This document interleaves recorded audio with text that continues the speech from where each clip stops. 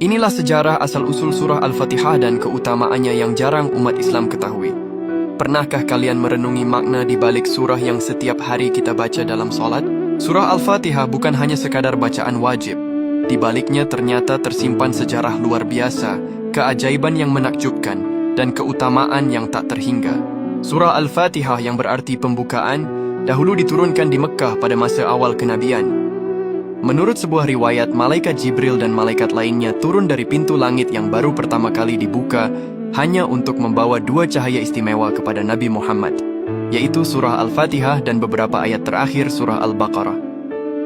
Saking agungnya surah ini, diriwayatkan bahwa iblis sampai menangis ketakutan saat Al-Fatihah diturunkan karena keberkahannya yang luar biasa.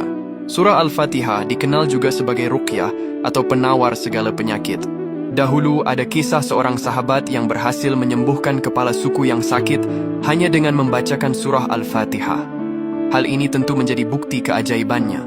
Rasulullah pun membenarkan keampuhan surah Al-Fatihah ini sebagai obat dengan izin Allah. Surah Al-Fatihah adalah ringkasan dari seluruh isi Al-Quran dan kitab-kitab suci sebelumnya.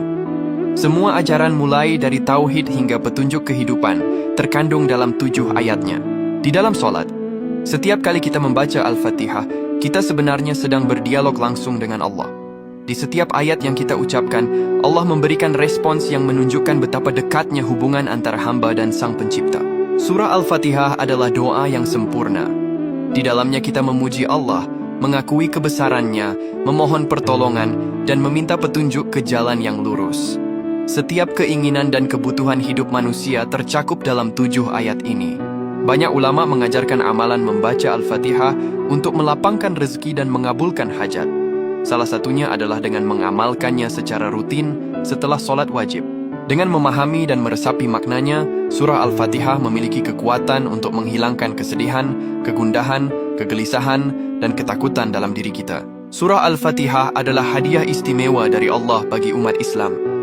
Dengan memahami sejarah dan keutamaannya, semoga kita dapat membacanya dengan lebih khusyuk dan meresapi setiap maknanya. Allahumma salli ala Sayyidina Muhammad.